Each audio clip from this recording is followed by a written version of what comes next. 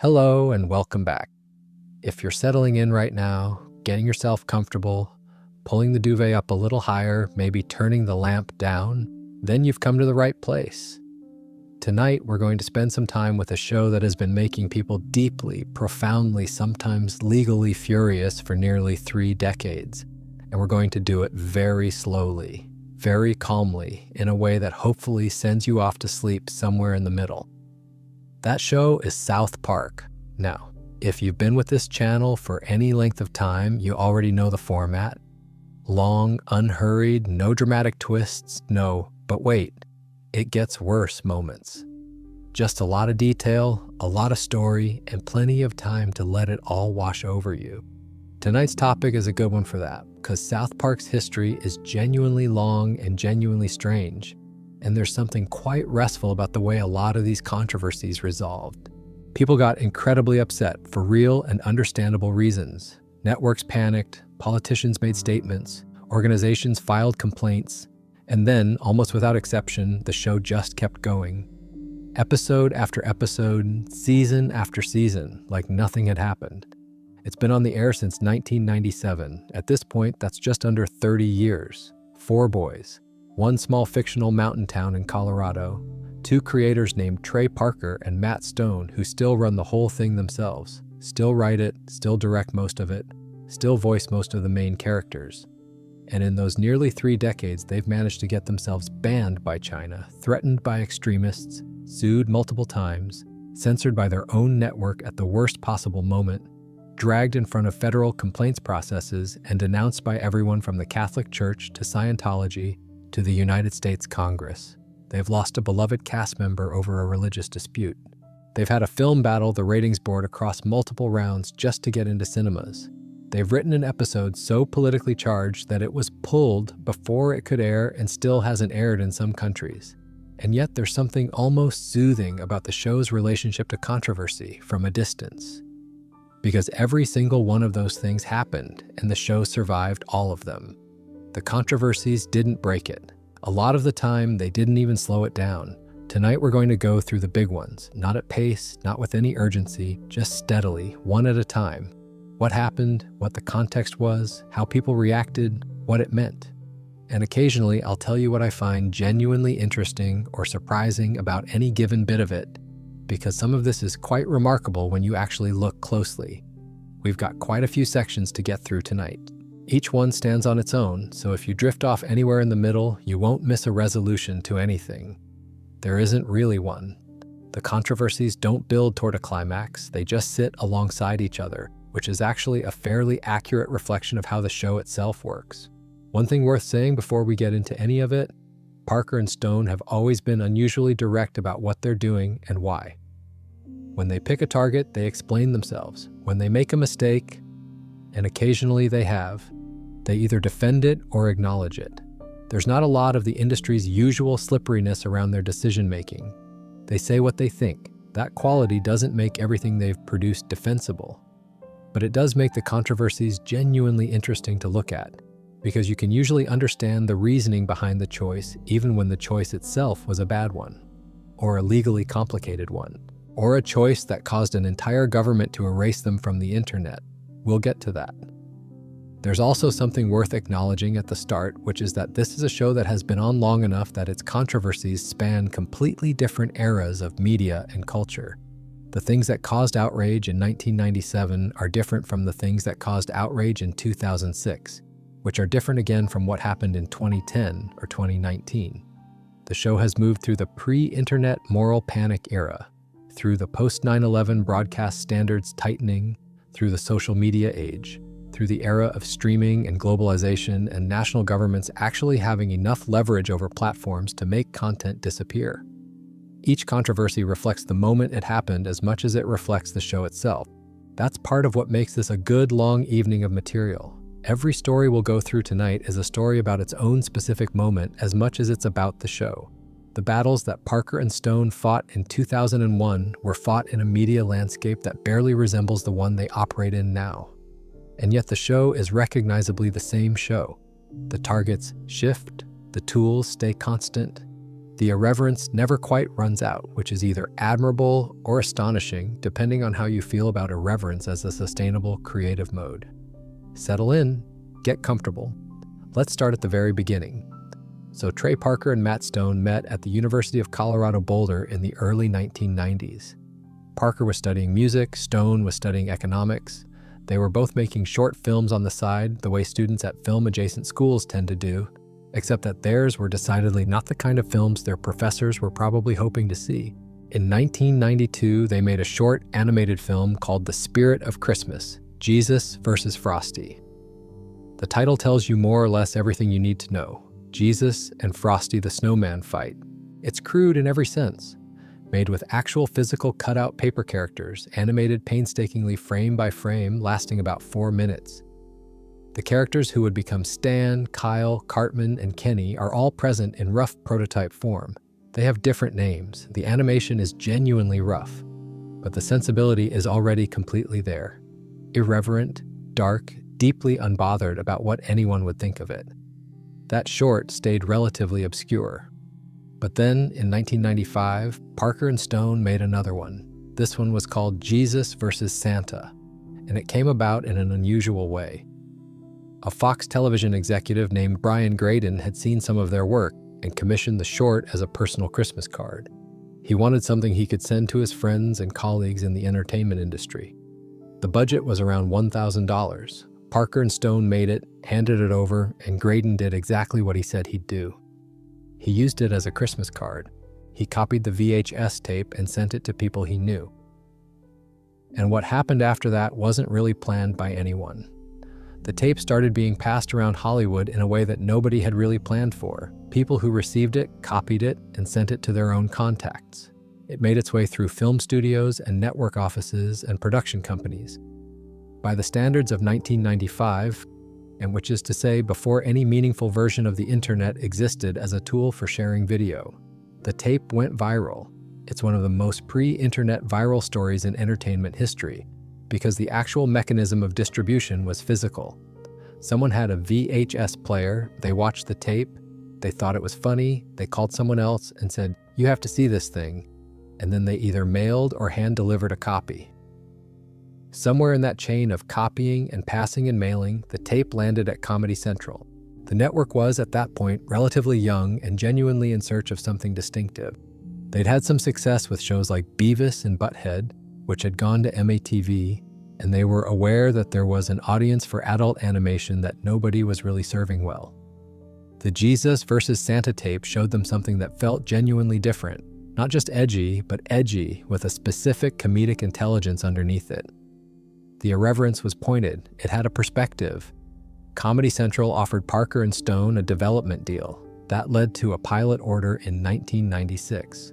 And the pilot, titled Cartman Gets an Anal Probe, is worth a mention here, because of how it was made. It was produced using actual construction paper characters, physical cutouts photographed in stop motion. The same basic technique as the original Spirit of Christmas shorts. It was the last time the show used this method. The process took 3 months for a single episode. 3 months, which is relevant because once the show went into full production, Parker and Stone would eventually get that production timeline down to 6 days per episode. The gap between those two numbers is almost comical. The pilot aired on August 13th, 1997. Trey Parker was 27 years old. Matt Stone was 26. And here's the thing that I find genuinely remarkable when I think about it now. The version of South Park that premiered that night, technically, was a show made by two very young people, using equipment that wasn't particularly sophisticated, producing something that looked deliberately rough and handmade. The characters were simple. The town was simple. The animation was minimal by design. And within 3 months, it would become the highest-rated show on basic cable television in America. Not just Comedy Central, basic cable, all of it. But that's a bit ahead of where we are. What the origin story tells you is something about the show's fundamental nature. Before any of the controversy and the lawsuits and the bans and the death threats, the show existed because of a VHS tape that a network executive sent as a Christmas card to his mates. It became a pilot because those mates knew other people in the industry and passed the tape along. It got picked up by a network that was young enough and hungry enough to take a chance on something genuinely strange. None of that was planned. There was no strategy. There was a short film about Jesus fighting Frosty the Snowman, and then there was a Christmas card, and then there was a television series that has now been running for over 27 years. The complete absence of a grand plan at the origin of South Park is, I think, part of why it ended up being so difficult to manage from the outside. The show wasn't built to fit inside a box. It was built by two people making something they found funny, and then copied and mailed to strangers, and then turned into a television program essentially by accident. By the time anyone with institutional authority tried to tell Parker and Stone what the show should or shouldn't do, the show was already something. It had its own shape. You could fight it, but you couldn't really reshape it. Which brings us to what happened in the first year, because people did try to fight it almost immediately. The pilot drew a 1.3 Nielsen rating. That's not a headline number. For context, that was a respectable debut for a cable show at the time, but it wasn't a detonation. Nothing about that opening night suggested what was about to happen. By the 10th episode of the first season, the rating was 6.4. Let me just sit with that for a second. In less than 3 months, the Nielsen rating for South Park went from 1.3 to 6.4. And those numbers, dry as they are, correspond to something quite astonishing happening at the subscriber level. Comedy Central had roughly 9 million subscriber households at the start of 1997. By the end of season 1, that number was approaching 50 million. The show didn't just succeed on cable, it essentially built cable. It converted people who hadn't subscribed into people who did, specifically to watch 4 paper-cutout children in a mountain town say things that were not appropriate for children. The reaction from outside the television industry was nearly as fast as the ratings growth. Parent groups, newspaper editorials, school boards, a handful of American politicians. They were all talking about South Park within weeks of the premiere. The specific complaints varied, but they clustered around a few consistent themes. The language was one, the violence was another. Kenny dying in a new creative way nearly every episode tended to register with people who found that sort of thing objectionable. The treatment of religious figures was a third, and then there was the cartoon problem, as I think of it, which was the concern that kept appearing across all of the early criticism. South Park was a cartoon, and children watch cartoons, and therefore South Park was targeted at children despite being clearly and intentionally not appropriate for them. Parker and Stone found this cartoon problem frustrating from the very beginning. The show aired at 10 p.m. It was rated for mature audiences. Comedy Central had those labels on it from the start.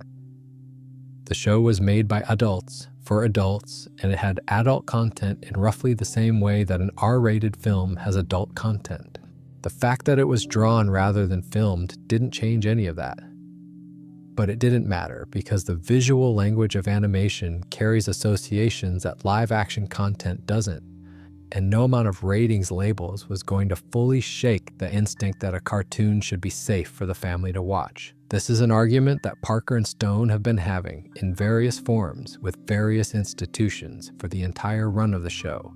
The animated format is either a reason to hold them to stricter standards because children are attracted to animation, or it's a reason to hold them to looser standards because clearly no one thinks this is real. Depending on who's making the argument, you get either of those conclusions. South Park has been on the receiving end of both. What I find genuinely interesting about the first season controversy is how quickly the moral panic assembled itself. The show premiered in August of 1997. By the autumn, there were news segments. By early 1998, there were political statements. A few members of Congress made public comments about the show in the first year of its existence. Nothing formal came of any of it. No legislation, no FCC investigation, nothing with actual teeth. But the noise was there, and it was organized remarkably fast for something that was, at bottom, a cable cartoon about children. Parker and Stone's response to all of this in those early interviews was fairly consistent. They were direct. They explained what they were trying to do. They didn't apologize. They were occasionally blunt in ways that seemed designed to make the interviewer slightly uncomfortable. And then they went back and made more episodes. What's notable about the first season, looking back at it now, is that the show's sense of what it wanted to be was already quite clear.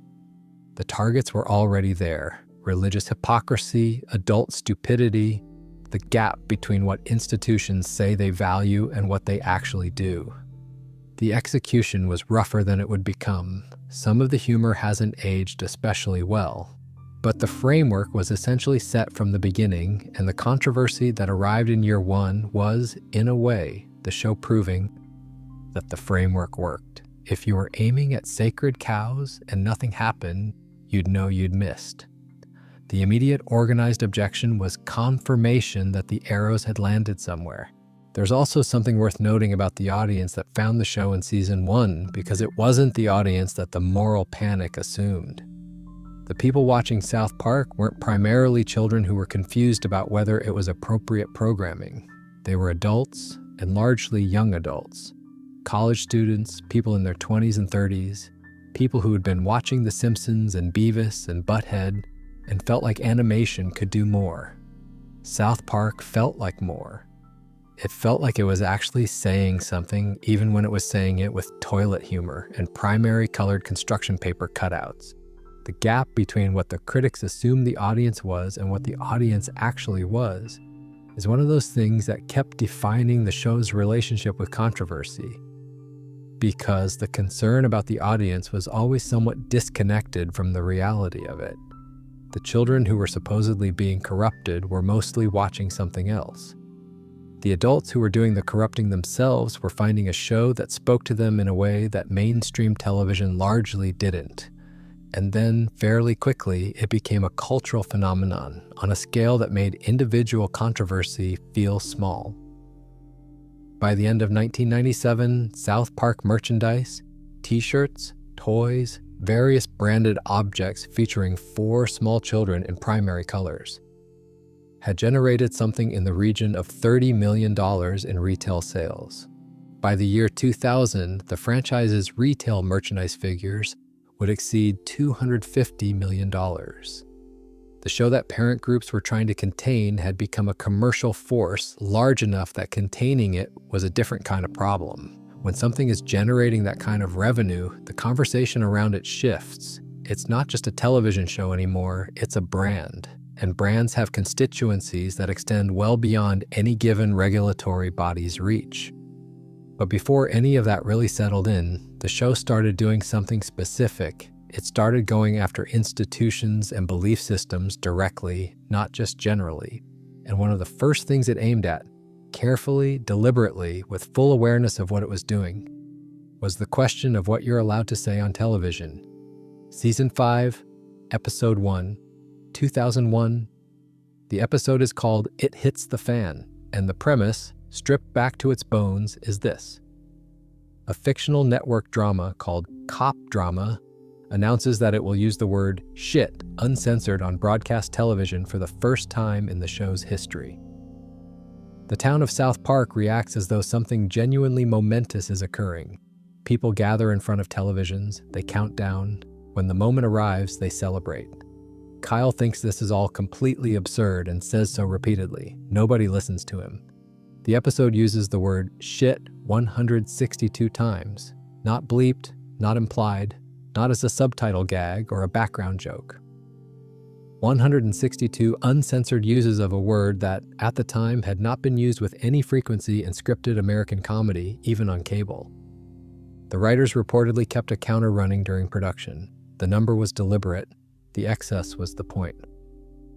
What's interesting about this episode, and the reason it holds up as more than just a profanity stunt, is that Kyle is right. Kyle is almost always right in South Park, which is one of the show's recurring structural jokes. He is the sensible one, the one who can see clearly what's happening and nobody pays attention to him. Here, Kyle's position is simply that a single word on television is not significant. Language is contextual. A swear word is a swear word because people treat it as one. If you say it enough, in enough contexts, it stops being charged. It becomes neutral, it becomes noise, and the episode demonstrates this in real time for 22 minutes. By the 100th use of the word, the audience has essentially acclimatized to it. By the 160th, it barely registers. The episode desensitizes you to the thing it's using as its central joke, which is either very clever or the most elaborate way to make a mildly philosophical point about language, depending on your patience for it. The FCC situation here is worth a brief note because it clarifies something that often gets confused. South Park airs on cable television, not broadcast. The FCC's indecency regulations apply to broadcast networks, the ones that anyone with an aerial can receive for free. Cable has always operated under different, more permissive standards because accessing cable is a choice. You pay for it. If you don't want it, you don't pay for it. The regulatory framework reflects that distinction. So the episode's 162 uses of the word didn't actually expose South Park to FCC enforcement in any meaningful way. Complaints were filed, as they always are. Nothing formal came of any of them. But the episode is explicitly about broadcast standards, not cable ones. The cop drama show within the show is a broadcast network drama. The decision to use the word uncensored on that fictional show is treated in the episode's internal logic as a significant media event, which it would be, because on broadcast television in 2001 it would have been. South Park, from its cable position, was using the controversy around broadcast language as the raw material for satire of the entire system, including the FCC, which appears in the episode in the form of a fictional organization called the Knights of Standards and Practices, who wear robes and carry torches and conduct themselves like a secret medieval order specifically responsible for linguistic purity. The Knights, faced with that same count of uncensored uses by the end of the episode, are completely overwhelmed. They're trying to contain something that has already spread beyond containment. The joke is that policing language, when people have clearly decided the policing is ridiculous, becomes an exercise in institutional futility. And here's a fun detail that I find genuinely charming. The subplot involves a mysterious disease spreading through South Park that is somehow connected to the use of the word. People start dying, their intestines come out. It's eventually revealed that the disease was dormant and that saying shit on television has reawakened it. The mythological layer, and that this word has ancient power, that speaking it freely has literal consequences, is the episode committing completely to the bit. It's not a throwaway gag, it runs for the entire episode, alongside the straightforward satire, and it works because the show plays it completely straight. There's something almost soothing about the episode as a piece of television now that it's 3 decades old. It was scandalous at the time in a way that barely scans as scandalous now. The word it's using is so ordinary in contemporary media that the episode's central conceit requires a bit of historical imagination to really feel, which is, in a way, the episode's thesis vindicated by time. Kyle was right. The word is just a word. Treat it like one long enough, and eventually, that's what it becomes. Parker and Stone have said in interviews that It Hits the Fan was very directly about their frustration with the FCC's approach to broadcast content and the general climate of language policing that existed in American television at the turn of the millennium. They were making a point about censorship using a mechanism, saying a word 162 times, that was so blunt as to be almost comical, which is also completely on brand. The episode is now a historical artifact of a particular moment in the conversation about what's permissible on television, and the moment it captures, the anxiety about a single word, the institutional machinery deployed to police it, the cultural event made out of its first uncensored use, feels from here like a very long time ago. Language norms move. What was genuinely transgressive in 2001 is fairly ordinary now. That's not a complaint. That's just what happens. One more thing before we move on. The counter. They kept an actual running count of the uses during production just to make sure they hit the target. That number. I don't know why I find that so oddly satisfying, but I do. There's something very Parker and Stone about setting a numerical goal for your profanity and then tracking it during production. Very methodical, very committed. Also completely unnecessary, which is why it fits. And the episode's title, It Hits the Fan. It's a pun in the exact register that Parker and Stone have always operated in. Completely unpretentious, Slightly juvenile, perfectly suited to the episode it describes. There's a competence to the badness of it that I have a lot of time for. The show could have given the episode a clever, literary title that signaled its satirical intentions. Instead, it went with a toilet pun. And that's South Park, ultimately.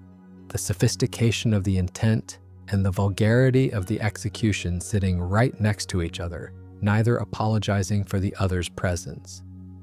Season 9, Episode 12. 2005, Trapped in the Closet. The plot involves Stan Marsh being identified by members of the Church of Scientology as the reincarnation of L, Ron Hubbard, the church's founder. He gets drawn into their world, goes through their auditing process, and is shown the secret theological beliefs that sit at the center of Scientology's higher levels. Beliefs involving a galactic dictator named Xenu, volcanoes, and the souls of ancient space aliens. While this is happening, Tom Cruise shows up as a character. He asks Stan what he thinks of his films. Stan, who is 11 years old and constitutionally incapable of lying in the early seasons, gives an honest assessment. Tom Cruise's acting, says Stan, is okay.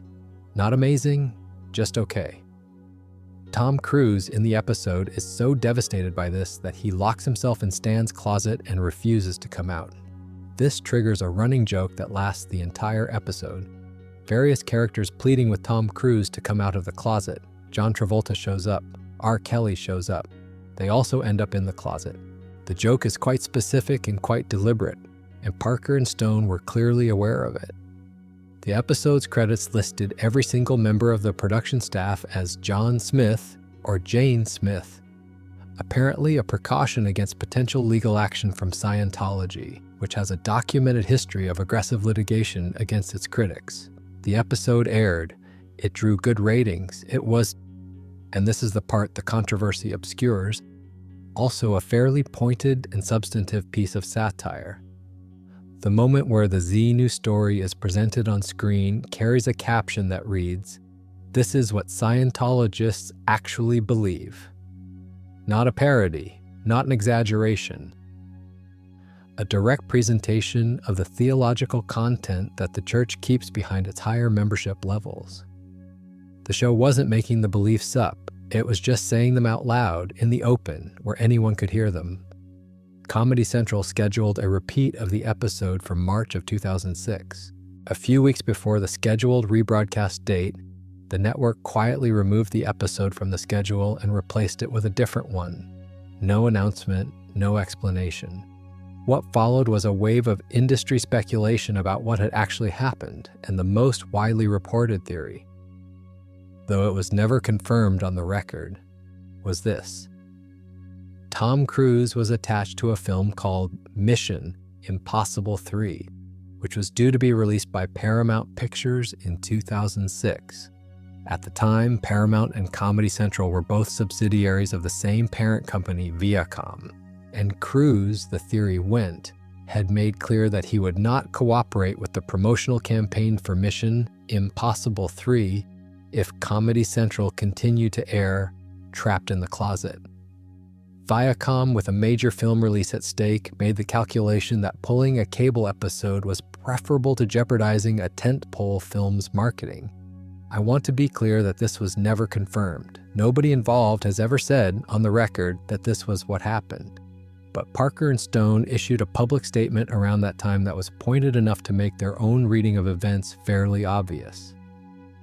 The statement said, in part, that they were not allowed to make fun of Scientology, and that if they couldn't satirize a religion, they would walk. They framed it as a matter of creative principle. They didn't name Cruise directly, they didn't need to. The episode eventually returned to rotation. No one walked. But the situation had made visible something about the corporate structure of media that usually stays invisible. The way an entertainment conglomerate's different divisions can exert pressure on each other through business relationships that have nothing obvious to do with editorial decisions. Now, in the middle of all of this, there was a separate thing happening that would turn into its own controversy, one that I find actually more interesting than the Cruise angle. Isaac Hayes. Hayes had voiced the character of Chef. Jerome McElroy, the school's lunch cook, the boys' surrogate adult confidant, the man who could and would explain sensitive subjects to children through the medium of soul music. Since the very first episode, he was a beloved part of the show. His chemistry with the boys was one of the warmest elements of a series that didn't always go in for warmth. Chef was genuinely a good character, complicated in the way the show was always complicated, but good. Isaac Hayes was also a Scientologist. South Park had, by the time Trapped in the Closet aired, satirized Christianity, Judaism, Islam, Mormonism, Buddhism, and essentially every other major world religion with roughly equal irreverence. Hayes had been on the show for all of it. He'd voiced Chef through every bit of religious satire the show had produced in 9 seasons. And then Scientology got the same treatment, and in early 2006, Hayes announced he was leaving South Park. His publicly stated reason was that the show had a pattern of inappropriate ridicule of religious communities, and that he could no longer support it in good conscience. Parker and Stone's response was, to put it mildly, pointed. They noted in interviews that Hayes had been entirely comfortable with the show's treatment of every other religion for the better part of a decade. They found it difficult to accept that his religious sensibilities had only been offended by the episode that touched his own religion. The implication was obvious, and they didn't try to soften it much. What happened next with the character of Chef is one of the stranger things in South Park's history. Rather than recasting the role or writing the character out quietly, Parker and Stone produced an episode for season 10 called The Return of Chef. In this episode, Chef has been away joining a group called the Super Adventure Club. The episode gradually reveals that the Super Adventure Club is essentially a cult that travels the world and does horrible things to young people, and that Chef has been brainwashed by them. The children of South Park try to save him but ultimately fail. Chef dies graphically and spectacularly in a sequence that involves falling off a bridge, being mauled by a mountain lion, shot by a bear, and the episode makes sure to cover all bases, struck by lightning. The dialogue for Chef in this episode was entirely assembled from spliced recordings of Hayes from previous episodes. Every line Chef speaks was constructed from existing audio. Hayes performed the episode, in a sense, without knowing it, or more precisely, without knowing what he was performing. I don't know quite how to feel about that, and I'm not sure I'm supposed to. It is objectively a remarkable piece of television production. Technically difficult, requiring someone to go back through years of archive recordings and assemble new dialogue from fragments. It's also, depending on your perspective, either a creative act of extraordinary pettiness or a legitimate expression of creative frustration dressed up as a goodbye. Possibly both. The episode ends with the boys standing over what remains of Chef and delivering a small eulogy about not being angry at him, but at the evil organization that brainwashed him, which is a warm note to end on, considering everything. The episode has never stopped being a slightly strange thing to watch, knowing what you know about how it was made and why. But it became canonical. Chef is dead, Isaac Hayes is gone, and Parker and Stone moved on. The show, as it always does, kept going. Here's where things get genuinely interesting and genuinely complicated in a way that doesn't resolve cleanly. Let me start with a fact that tends to surprise people when they first hear it. The Prophet Muhammad appeared in South Park in 2001, and it caused essentially no controversy. Not a minor controversy, not a quiet controversy, no controversy at all. The episode aired, people watched it, critics reviewed it, and life continued without incident. The episode is called Super Best Friends, Season 5, Episode 3. The premise is that various religious figures, Jesus, Buddha, Muhammad, Moses, Krishna, Joseph Smith, Laozi, and Seaman, form a superhero team to fight a threat to humanity. Muhammad is depicted with a human face, given fire powers, and treated as a positive figure in the context of the story. He's a hero. The episode is, by South Park standards, fairly cheerful. Nobody complained. The episode aired normally and was available to stream and watch for years afterward. 4 years later, the global context had shifted in ways that made the same act of depiction carry completely different weight. In September 2005, a Danish newspaper called Jyllands-Posten published a series of editorial cartoons depicting Muhammad. The cartoons were reprinted in other European newspapers.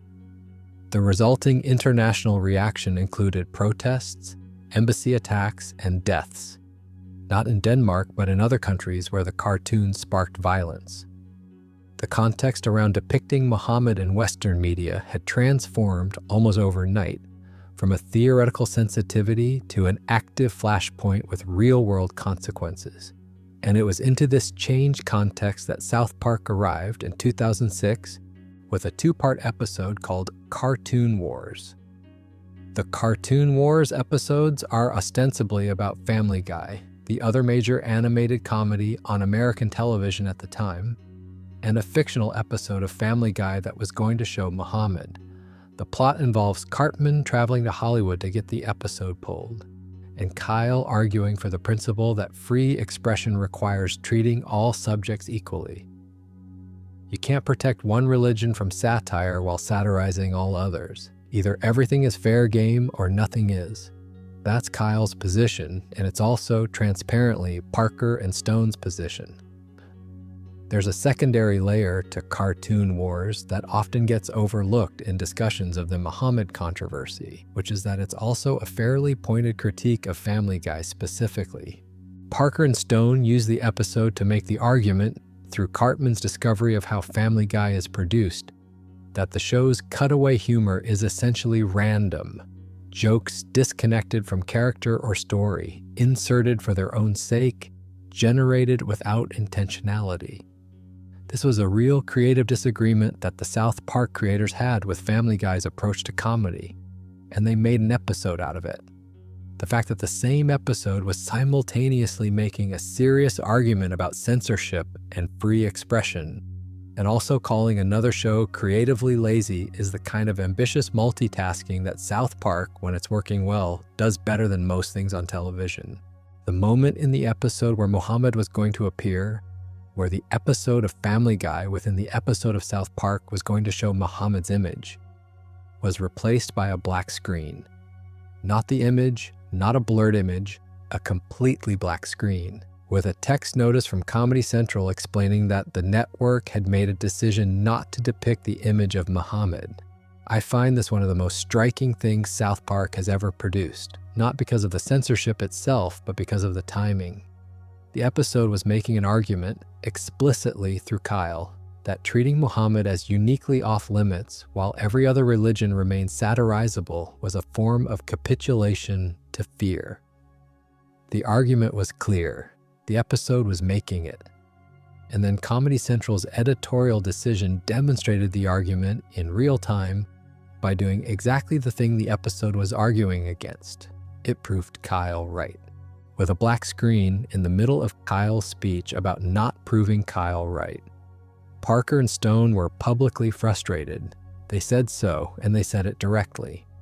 The episode had been submitted to Comedy Central with a depiction of Muhammad, and the network had made the decision to remove it after the fact.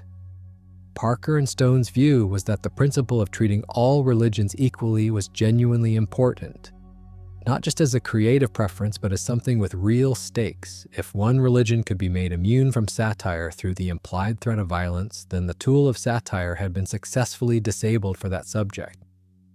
And once you'd established that the tool could be disabled, you'd established a template that could be applied more broadly, whether you agree with that position or not. And it's a position that has real complexities to it, given the actual violence that had accompanied depictions of Muhammad in other contexts. It's worth understanding that Parker and Stone weren't just being provocateurs here. They were making a principled argument about what comedy is for, and what it loses when it starts carving out protected categories. That argument would come to a head 4 years later in the most dramatic fashion. But for now, there's a detail worth mentioning before we move on, which is what happened to Super Best Friends, the 2001 episode where Muhammad appeared without controversy. After the Cartoon Wars controversy and after the even larger controversy that followed in 2010, Comedy Central quietly removed Super Best Friends from streaming. The episode that had aired without incident in 2001 became unavailable, not because of anything it had done, but because the context around it had changed so completely that the network decided it couldn't sit alongside the rest of the catalog without raising issues. The episode still exists, obviously, it's findable, but it's not officially available. A piece of television that aired normally a quarter century ago is now effectively in a kind of institutional limbo. Neither officially banned nor officially available, just quietly absent from the places where the other episodes live. That feels like it means something, though I'm not entirely sure what. April 14th, 2010. South Park airs its 200th episode. To mark the occasion, Parker and Stone did something they'd never quite done before. They looked back. They pulled together virtually every major controversy and celebrity parody the show had produced across 13 seasons. Tom Cruise, Barbra Streisand as Mecha Streisand, various past feuds and running gags, and wrote them into a single 2-part story. The episode was called simply 200 and then 201, a milestone episode counting its own milestones. The plot is built around Tom Cruise organizing all the celebrities South Park has ever mocked into a class action lawsuit against the town. The only way the town can settle the suit is by producing the prophet Muhammad, because Muhammad possesses a special quality. He cannot be ridiculed. He is immune to mockery. And every celebrity in the world, having spent years being made fun of by this small Colorado mountain town, wants whatever Muhammad has. It's actually quite a clever premise. The episode was making the satirical point that the previous censorship of Muhammad had elevated him in a strange way, turned him into the one figure in the world who couldn't be touched, which paradoxically made him the most powerful figure in the South Park universe. The desire to acquire his immunity from ridicule becomes the driving force of the plot. 200 aired without any unusual incident on April 14th. Muhammad's name was used freely in the episode. Things proceeded normally. Parker and Stone had built toward something ambitious, and the first half of it landed. Then, before 201 was due to air the following week, something happened. A New York-based organization called Revolution Muslim posted a warning on their website. The post was addressed to Parker and Stone. It included a reference to Theo van Gogh, a Dutch filmmaker who had been murdered in 2004 by a man who objected to a short film Van Gogh had made that was critical of the treatment of women in some Islamic societies. The post noted that Parker and Stone would probably end up like Theo van Gogh. For airing the show, the author of the post, a man called Zachary Adam Chesser, described it as a warning rather than a threat, and said including the addresses of Comedy Central's New York offices and South Park's Los Angeles production company was meant only to provide context. The NYPD increased security at Comedy Central's Manhattan headquarters as a direct response. Law enforcement officials characterized Revolution Muslim itself as a small group of individuals with no documented history of actual violence, while acknowledging that online posts of this nature can inspire people that the original authors have no contact with or control over. When 201 aired on April 21st, 2010, it was almost entirely different from what Parker and Stone had submitted. Every use of Muhammad's name had been replaced by a bleep. The character, when visible, was hidden behind a large black censored bar. Though there was a further gag within the episode that the figure in the bear suit that the town believed was Muhammad was actually Santa Claus pretending to be Muhammad wearing a bear suit, which was a fairly elegant piece of layered satire even under the censorship. Most significantly, the episode's concluding monologue, roughly 2 minutes of dialogue delivered by Kyle, Jesus, and Santa Claus that constituted the moral resolution of the 2-part story. The actual point the episode was building toward was completely bleeped, not partially, entirely. The conclusion of a story about intimidation and fear was rendered inaudible by an act of institutional fear. Parker and Stone issued a statement very quickly. They confirmed that Comedy Central had made the decision to insert the censorship after the episode was submitted, without their involvement or approval. They noted that the moral monologue, the section the network had bleeped entirely, was about intimidation and the danger of letting fear govern what can and cannot be said. The irony was not lost on anyone paying attention. Jon Stewart addressed the situation the following night on The Daily Show. He went into a roughly 10-minute segment expressing his view of the entire situation, including a song directed at Revolution Muslim that I won't quote here, but which captured the tone of a lot of people's reaction fairly precisely. 17 Pulitzer Prize-winning editorial cartoonists signed and published a petition condemning the threats against Parker and Stone. The signatures included Gary Trudeau, the creator of Doonesbury. The petition described freedom of expression as a universal right, and specifically condemned any group that uses violence or intimidation to silence people. Both 200 and 201 were pulled from Comedy Central's schedule and removed from the official South Park streaming site. 201 has never re-aired on American television, not once. The episode can't be purchased digitally. It's not on Paramount Plus, where every other episode in the show's history lives. The DVD release includes the episode with the censored version intact. An uncensored version exists online and is easily findable, which raises its own question about what the official ban actually achieves in practice. In 2026, the episode remains unavailable through any official channel. The first episode in South Park's history to be censored at broadcast, and still the one episode that has never come back. There are 5 episodes in total that are unavailable on official platforms: 200, 201, Super Best Friend, and Cartoon Wars Part 1 and 2. What they all have in common, and this is genuinely the only line in 28 seasons and over 300 episodes that the network has treated as uncrossable, is Muhammad. That's it. That's the one thing. Everything else the show has ever done has eventually been made available. The one thing that hasn't is the one thing that attracted credible enough threats of violence that the institutional calculation shifted. What I keep coming back to, sitting with this a long time after the fact, is something Parker and Stone said in their statement. The monologue that was bleeped was about intimidation, about not letting fear determine what's sayable. That monologue is still bleeped on the official DVD. The conclusion of a story about the cost of silencing speech is itself silenced.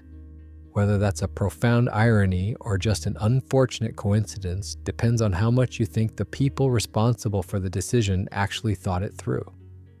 I suspect they didn't have much time to think anything through. The threat arrived, the security went up, the lawyers got involved, and a decision was made under pressure in a very short window.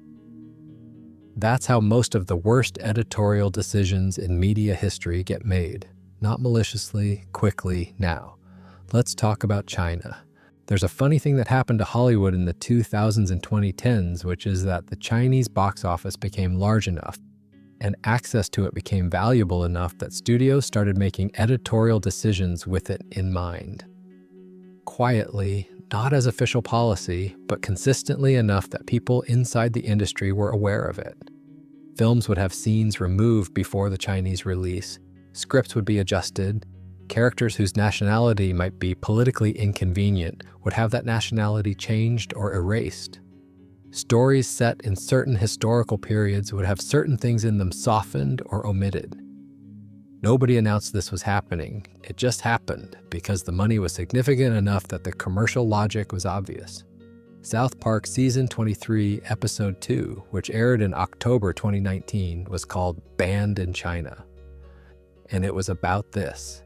The A-plot involves Randy Marsh, who by this point in the show's run had become a sort of secondary protagonist, running a marijuana farm called Tegrity Farms.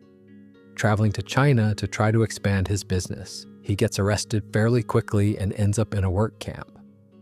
The B-plot involves the boys trying to form a heavy metal band and an American film producer who takes an interest in their story and wants to turn it into a film for the Chinese market. Every creative choice the producer makes is driven by one consideration. Will this be acceptable to Chinese authorities? And the acceptable version of everything keeps being demonstrably worse than the original. The Winnie the Pooh character appears in the work camp scenes. This isn't a non sequitur. The comparison between Xi Jinping and Winnie the Pooh had been a genuine point of internet mockery in China for several years, to the point where the Chinese government had reportedly taken steps to restrict certain images of the character from Chinese social media. Putting a Winnie the Pooh figure in a Chinese government work camp was a deliberate choice, and one that Parker and Stone knew perfectly well would not go unnoticed. China's response was total. Within 24 hours, South Park had been systematically removed from every accessible Chinese digital platform. Baidu, Douban, Zhihu, Bilibili, Sina Weibo, WeChat, the fan communities, the discussion threads, the streaming links, the search terms. All of it disappeared. It wasn't a partial removal or a quiet delisting. It was a comprehensive erasure from the Chinese internet. The scale of it and the speed was actually quite striking. You don't usually see that level of coordinated digital removal happen that fast. Parker and Stone issued a statement. I think it's one of the best things they've ever written, and I want to give you the gist of it without putting words in their mouths. It was structured like a celebrity apology. It expressed, in the general language of regret, an awareness that the government of China might be disappointed with South Park. It noted that South Park, like the NBA, would not be changing anything about itself in response. It closed by expressing warm wishes and a fondness for Chinese money. It was quite clearly not an apology. It was an apology-shaped container for the exact opposite of an apology. The NBA reference was doing a lot of heavy lifting. At the same moment that South Park was being banned, the NBA was navigating a controversy involving a single tweet from a team executive supporting Hong Kong protesters, and the league's response had been characterized by a degree of commercial delicacy that a lot of people found uncomfortable. The Parker and Stone statement was a direct comparison between their approach and the NBA's approach, and it was not a flattering comparison to the NBA. The broader point that Banned in China was making, that Hollywood was quietly reshaping its creative output to remain commercially accessible to an authoritarian government, was not a subtle or hidden one. The show said it directly through the fictional film producer character, through Randy's experiences in the work camp, through every scene where the acceptable version of the boy's story turned out to be emptied of everything interesting about it. The episode named something that a lot of people in the industry were aware of and not discussing publicly. And then it got banned for it, which again proved the point. The episode about the danger of letting commercial relationships with authoritarian governments constrain creative expression was removed from circulation by an authoritarian government's commercial leverage. South Park 2, China 0 in terms of the argument, though the practical result, complete erasure from the world's most populous market, isn't quite as clean a victory as the score suggests. What I find interesting about the China situation compared to the Muhammad situation is the difference in how Parker and Stone handled them. With the 200/201 controversy, Comedy Central made decisions that Parker and Stone disagreed with, and they said so publicly. Their frustration was real and visible. With China, Parker and Stone made the decision themselves, fully aware of the likely consequences, and then responded to those consequences with something between satire and contempt. They weren't surprised. They'd chosen to say the thing knowing what saying it would cost. The non-apology was the completion of the joke. There's a version of this that reads as somewhat cavalier. Easy to be principled when the thing you're being banned from is a market you weren't making specific creative decisions to protect anyway. South Park had never been particularly shaped by the Chinese market. Losing Chinese access is different for a show than for a film franchise with sequels and merchandise and theme park deals tied to it. The sacrifice was real, but it wasn't enormous, practically speaking. But the gesture mattered. A lot of people in the industry and a lot of observers outside it were watching to see how entertainment companies would handle this question. South Park's answer was to make an episode about the question, get banned for it, and then issue a fake apology that was also an answer to the question. Whether that constitutes courage or just a particularly well-executed publicity move probably depends on where you're sitting. Let me talk a bit about South Park and organized religion because the show has a relationship with it that's consistent enough to be almost philosophical, and Bloody Mary is a good place to examine it from. The episode is Season 9, Episode 14. It aired in December of 2005, so right around the same time as Trapped in the Closet, which meant the show was generating multiple overlapping controversies simultaneously. Bloody Mary involves a statue of the Virgin Mary in the town of South Park that appears to be bleeding from a specific part of its anatomy. The townspeople interpret this as a miraculous sign. People make pilgrimages. Pope Benedict XVI arrives to investigate. His assessment that the bleeding is not miraculous because, as he phrases it, women bleed in this particular way regularly, and it therefore doesn't constitute a divine sign, causes Randy Marsh to conclude that he wasn't cured of his alcoholism by God after all, and that he needs to take responsibility for his own behavior. The episode ends with Randy deciding that true discipline is moderation. The episode has an actual point. The Randy plotline is about the ease of outsourcing self-determination to external forces, whether that's religion, AA's conception of powerlessness, or any other framework that locates the source of change outside the individual. The conclusion the episode reaches is fairly straightforwardly about personal agency, but it's wrapped in an image involving a statue of the Virgin Mary that the Catholic League for Religious and Civil Rights found deeply objectionable. The League mounted a sustained campaign. Their president, Bill Donahue, was publicly and persistently vocal about it. The League contacted Comedy Central. They called for the episode to be removed permanently from the network's rotation. They organized letter-writing campaigns. By the standards of pressure campaigns aimed at individual television episodes, it was a serious effort. Comedy Central did not remove the episode from the American schedule as a result. The episode continued to air. In New Zealand, the situation was different. TV3 had the episode scheduled and advertised for a broadcast date, and pulled it voluntarily before it could air. The New Zealand Catholic Bishops' Conference submitted formal complaints to the Broadcasting Standards Authority. The authority reviewed those complaints and ultimately ruled that Bloody Mary had not breached broadcasting standards. But by the time that ruling was issued, the episode had already been pulled. The formal verdict and the practical outcome sat beside each other without quite lining up. Australia also saw complaints, and the episode drew discussion from Christian groups there, though ultimately it aired. What strikes me about the Bloody Mary controversy, compared to some of the others in the show's history, is how clearly it demonstrates something about the difference between organized complaint and organized threat. The Catholic League ran a sustained and well-funded campaign against this episode. They had real institutional presence and real cultural authority. And they got, at most, a voluntary poll in New Zealand and some uncomfortable conversations at Comedy Central. The episode remained in circulation. The Catholic League's campaign, for all its organization and persistence, could not accomplish the thing it set out to accomplish. Whereas the Revolution, a Muslim post from a relatively small group of individuals with no institutional presence, achieved something the Catholic League's years of effort never did: actual, lasting removal of content from official platforms. Parker and Stone have pointed to this contrast directly in interviews, and it connects back to the same principle they've been making since Cartoon Wars, that what actually changes media behavior isn't organized complaint or political pressure.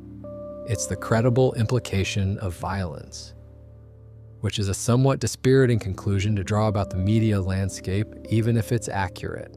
And here's a fun detail about the broader pattern of South Park and religion. The show has satirized Christianity, Judaism, Islam, Mormonism, Scientology, Buddhism, Catholicism specifically, and several other organized belief systems across its run. The Mormonism episode, All About Mormons, Season 7, became one of the most referenced and praised episodes the show ever produced, and also the foundation for the Broadway musical, The Book of Mormon, that Parker and Stone wrote years later. The show's treatment of Mormonism is loving in its way, genuinely curious about the religion's history, genuinely warm toward the Mormon characters depicted, while also completely irreverent about the theological content. This is the mode that South Park, at its best, approaches religion in. Not hatred, not contempt, something more like curiosity that refuses to treat any subject as too sacred to examine with the same tools it would use for everything else. Whether any particular execution of that approach lands well or badly depends on the episode, and South Park has produced both kinds. But the animating principle that equal treatment across belief systems is something comedy owes the audience has been consistent.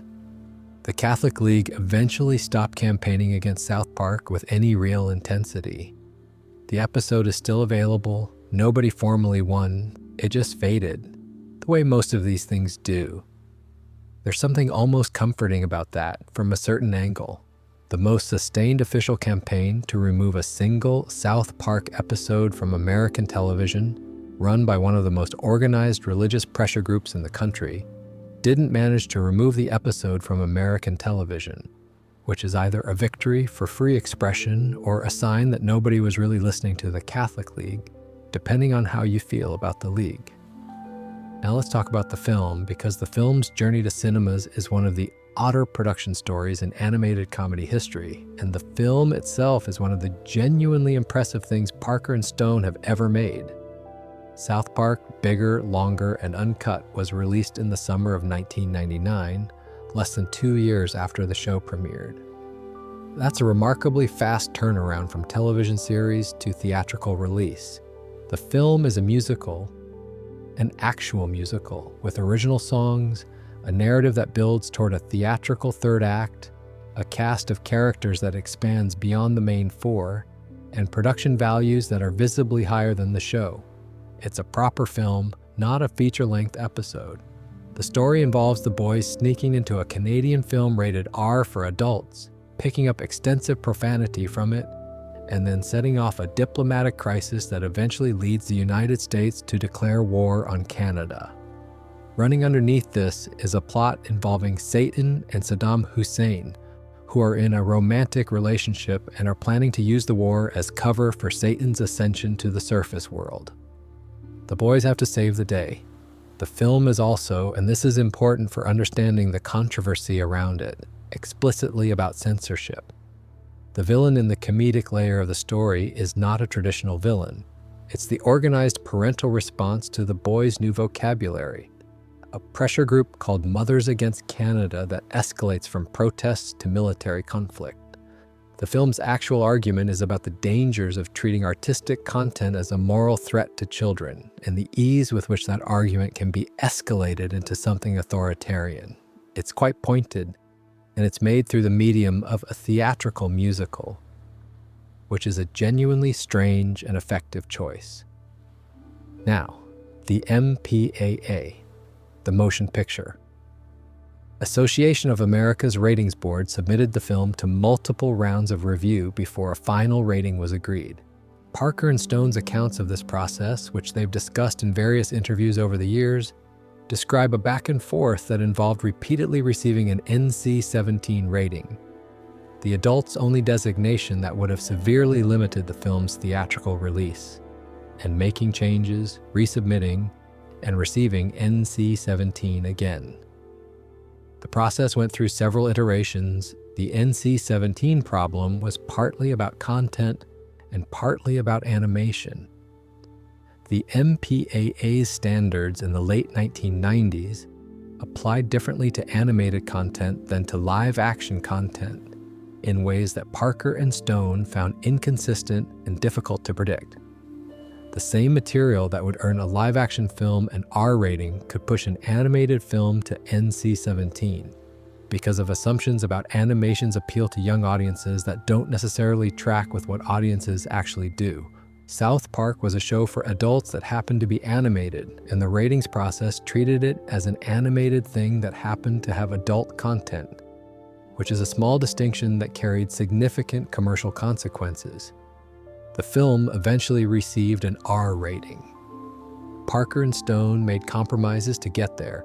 The final version of the film still contains more profanity, more sexual content, and more dark material than almost any R-rated animated film before or since, including, according to the 2001 Guinness Book of World Records, the highest number of swear words in an animated film, at 399 across 81 minutes. So whatever they removed to get from NC-17 to R, what remained was still quite a lot. The film's budget was $21 million. It grossed approximately $83 million worldwide. For a rated R animated comedy about 4 elementary school children saying things I can't say here, that's a significant return. It was a genuine theatrical success. And then Blame Canada was nominated for the Academy Award for Best Original Song. This is genuinely one of my favorite facts in the whole South Park story. Blame Canada is a song performed in the film by a character who represents the parental pressure group. It's the organized reaction to the boys' behavior. Set to music, the song is satirizing exactly the kind of moral panic that the film is arguing against. And the Academy of Motion Picture Arts and Sciences nominated it for their top music prize. Robin Williams performed the song at the 72nd Academy Awards ceremony in 2000. And Parker and Stone attended the ceremony in their now famous outfit choices. Parker in a dress that had previously been worn to a different award ceremony by Gwyneth Paltrow, and Stone in a version of the Jennifer Lopez dress that was famous from that year's Grammys. They arrived in a limousine. They appeared to have been drinking. They gave interviews on the red carpet. They were, by their own later account, having an excellent time. The song didn't win. It lost to Phil Collins' "You'll Be in My Heart" from Tarzan. Parker and Stone have expressed strong views about this outcome, consistently and over many years. What the film's MPAA battle really illustrated was the inconsistency in how the rating system thought about animation. Parker and Stone made this argument publicly and explicitly during the film's release. The same content in live action would be an R. In animation, it's NC-17. Why? Because animation is for children. But why is animation for children? Because historically it has been. Does that mean animation always has to be? The film was arguing no. The ratings process was arguing, through its initial response, effectively yes. The battle they fought over the rating and the film they made as a result helped shift how the industry thought about adult animation. Not completely, not immediately. But the existence of a theatrical animated musical with an R rating that grossed $83 million proves something about what audiences would accept and seek out. It contributed to the environment that eventually made other adult animated films more commercially viable. The film is also, and I want to say this clearly because it sometimes gets lost in the controversy, genuinely good. The songs are well constructed. Uncle Fee and his and what would Brian Boitano do are funny in ways that hold up. The Satan and Saddam Hussein subplot is unexpectedly touching in the specific way that South Park's genuine emotional beats tend to land when they arrive without announcement. The film does what it set out to do, and it did it against a ratings process that wasn't sure the film should be allowed to exist. Since we're on the topic of what Parker and Stone actually think about all of this, about comedy and controversy and who gets to say what, it's worth spending some time with the underlying philosophy because it's consistent enough across the show's history to be worth examining on its own. There's a term that emerged in the early 2000s, South Park Republican. A writer named Brian C. Anderson used it in 2003 to describe a political sensibility he observed in the show's fans. Socially liberal, fiscally skeptical of government, deeply suspicious of organized political movements on both left and right, contemptuous of what they saw as the pretensions of progressive culture while also being uncomfortable with social conservatism. The term captured something real about a certain demographic. I've always found it a slightly uncomfortable label, not because it's inaccurate as a description of some fans, but because of what it implies about the show's intent, as if Parker and Stone wrote with a target demographic in mind, which seems like exactly the kind of calculation they'd find repellent. Parker and Stone have expressed consistent discomfort with the label. They've said in interviews that they don't want to be claimed by any political camp, that the moment your satire becomes a symbol of one side's argument against the other, you've lost something essential about what satire is supposed to do. They've described their own politics, when pressed, as libertarian-leaning, but with enough caveats to make the label a loose fit. What they seem to actually believe, based on the show's consistent targets over nearly 30 years, is something simpler than a party affiliation. That stupidity and self-interest dressed up as principle are the things worth mocking wherever they appear, and that they appear everywhere. This has made them equal opportunity offenders in a media landscape where most comedy has a discernible political lean. The show has gone after the left and the right with roughly equivalent ferocity. It has satirized corporate greed and progressive censoriousness and religious hypocrisy and political vanity from every direction. It spent an entire season making a thinly veiled Donald Trump figure the central protagonist, and managed to make him both terrifying and ridiculous without quite settling on which was the right frame. When the show decided in 2015 that political correctness culture was worth examining, it did so through a character called P.C. Principal, who started as a satirical target and gradually, over several seasons, became something more complicated. A person with relationships and feelings and genuine contradictions rather than a simple punching bag. That evolution of P.C. Principal is actually one of the more interesting things the show has done in its later years, because it resists the easy satirical move. The obvious thing to do with a character introduced as a parody of campus political correctness would be to keep him as a villain. Someone always wrong, always ridiculous, always the joke.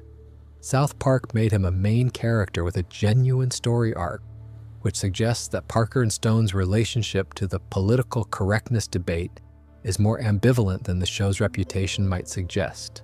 The thing that makes the show's political philosophy genuinely difficult to categorize is that it keeps changing the target. In season 1, it was the media and moral panic. In the middle years, it was religion and celebrity culture. In the Obama era, it satirized both the hope invested in political figures and the cynicism of their opponents. In the Trump era, it turned the Trump analog into an ever-escalating disaster. And then, in one of their more interesting creative decisions, pulled back from that storyline because they found reality more satirical than anything they could write. Parker said at the time that they had tried to satirize Trump and found that reality itself had become more extreme than their parody, which is both a genuine creative problem and a somewhat alarming observation about political reality. Season 19, which aired in 2015, is probably the most ambitious attempt the show ever made to engage seriously with the way internet culture and political discourse had changed. The season told a continuous story, a departure from the usually episodic format, about the arrival of P.C. Principal, the gentrification of South Park, and the way online outrage cycles work. It's a genuinely interesting 10 episodes of television. It doesn't always land, but it's clearly trying to do something more than just make jokes. The Garrison is Trump storyline that dominated seasons 19 through 22 attracted, at different points, both enthusiastic support from conservatives who read Garrison as a Trump parody they found funny, and enthusiastic criticism from people who felt the show was normalizing something that shouldn't be normalized, or satirizing something that wasn't helpfully satirizable. Both reactions missed something. South Park's Garrison Trump was not endorsing the figure or excusing him. The character in the show was consistently portrayed as dangerous and venal, but it also wasn't the kind of satire that clearly tells an audience what to think. It leaves room. It stays a bit cold. It doesn't comfort you by making the villain ridiculous in a reassuring way. And in a political moment when a lot of people wanted their art to comfort them, that coldness read to some people as complicity. Parker and Stone have never made comfortable art. That's the simplest way to put their philosophy. The show is designed to make you shift slightly in your seat, not because it's shocking, but because it keeps refusing to be reassuring. It won't tell you your side is right. It won't position itself alongside you and mock the people you already dislike in a way that flatters your existing views. It will almost certainly find something about the position you hold that it considers worth examining.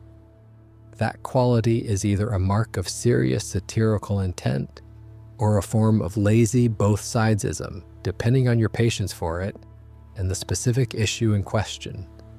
Both arguments have merit, and I'll be honest, I find myself landing differently on it depending on which specific episode I'm thinking about. The show has made both kinds of work. Genuinely insightful satire that illuminated something real about a moment, and false equivalents shrugging that treated genuinely unequal positions as if they were mirror images of each other. The history of the show contains both. What it doesn't contain is consistency. South Park doesn't have a party line. It doesn't have a fixed ideological frame that you can predict in advance. And that unpredictability, that refusal to be pinned down, is probably the quality that has allowed it to survive so many different political eras without becoming irrelevant. A show with a fixed political identity ages badly when the political moment changes. A show that's perpetually suspicious of all fixed political identities has more room to move. The $1.5 billion deal with Paramount Plus in 2025, which secured the show's future through at least 2030, is the most recent evidence that the formula still works commercially, whatever you think of it philosophically. 27 years in, making new episodes, still generating reactions. Whatever Parker and Stone's philosophy actually is, it's been durable. Since we're talking about the show's relationship with controversy, there's one area worth spending some time on that's slightly different from everything else we've covered tonight. Most of the show's controversies involved institutions, networks, governments, religious organizations, legal bodies. This one involved children. Season 9, Episode 11, 2005. Ginger Kids.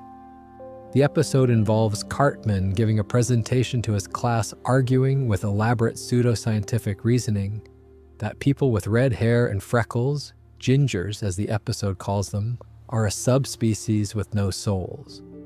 The episode is in structure a satire of how prejudice operates, how it finds scientific-sounding language to dress itself up, how it spreads through social groups, how victims of it eventually internalize and then weaponize the same logic.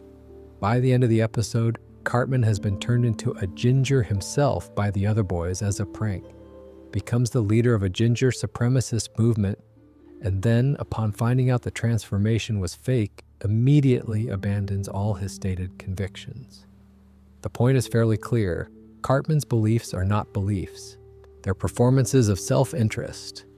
The thing worth knowing is what the episode produced in the world outside the television. In the years following its broadcast, there were documented incidents in schools across the United States, Canada, and the United Kingdom where students with red hair were bullied using the language and framing from the episode. Kick a Ginger Day became a recurring social media phenomenon, a day on which various posts claimed it was acceptable or expected to physically kick people with red hair. There were documented instances of children being physically hurt during these events. Schools issued warnings, parents complained. The episode became the source material for a specific and recurring form of targeted school bullying.